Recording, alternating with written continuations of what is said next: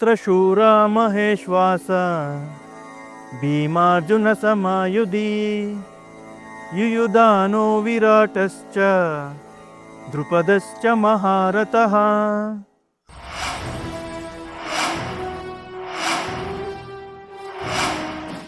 ಅರ್ಜುನ ವಿಷಾದ ಯೋಗ 1ನೇ ಅಧ್ಯಾಯ 4ನೇ ಶ್ಲೋಕ. ಈ ಶ್ಲೋಕವನ್ನು ದುರ್ಯೋಧನನು ತನ್ನ ಗುರುಗಳಾದ ದ್ರೋಣಾಚಾರ್ಯರಿಗೆ ಹೇಳ್ತಾ ಇರುವಂಥ ಮಾತುಗಳು. ಗುರುದೇವರೇ, ಪಾಂಡವರ ಸೇನೆಯಲ್ಲಿರುವವರೆಲ್ಲರೂ ಮಹಾಶೂರರು, ಬಲಿಷ್ಠ ಯೋಧರು. ಭೀಮಾರ್ಜುನರಿಬ್ಬರು ಸಮಾನವಾಗಿ ಯುದ್ಧ ಮಾಡಲು ತಯಾರಾಗಿದ್ದಾರೆ. ಇವರ ಜೊತೆಗೆ ಕೃಷ್ಣನ ಪ್ರಿಯ ಶಿಷ್ಯನಾದ ಯುಯುಧಾನನು, ಅರಣ್ಯವಾಸದ ಧೀರರಾಜನಾದ ವಿರಾಟನು, ಪಾಂಡವರ ಸೇನೆಯ ಬೆನ್ನೆಲುಬನಾಗಿದ್ದ ದ್ರುಪದನು ಕೂಡ ಯುದ್ಧಕ್ಕೆ ಸಿದ್ಧರಾಗುತ್ತಿದ್ದಾರೆ.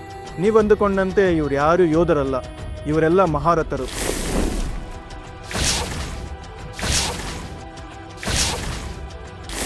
ಈ ಶ್ಲೋಕದಲ್ಲಿ ನಾವೇನು ತಿಳ್ಕೊಬೇಕು ಅಂದರೆ, ಪಾಂಡವರ ಗೆಲುವು ಅವರ ಹತ್ರ ಇರುವಂತಹ ಶಕ್ತಿಶಾಲಿ ಶಸ್ತ್ರಗಳಲ್ಲಿ ಇರಲಿಲ್ಲ.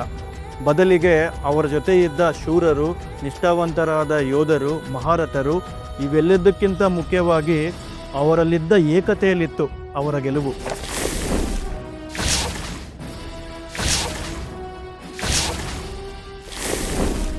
ಕೊನೆಯದಾಗಿ ಒಂದು ಹೇಳ್ತೀನಿ, ಅಸ್ತ್ರಗಳಿಗಿಂತಲೂ ಬಲವಾದದ್ದು ನಮ್ಮ ಧೈರ್ಯ, ನಮ್ಮ ನಿಷ್ಠೆ. ಈ 2 ಅಂಶಗಳು ನಿಮ್ಮಲ್ಲಿದ್ದರೆ ನೀವೇ ಮಹಾನ್ ಸೇನೆಯನ್ನು ಕಟ್ಟಬಹುದು. ಆ ಸೇನೆಗೆ ನೀವೇ ಮಹಾನ್ ನಾಯಕರಾಗಬಹುದು.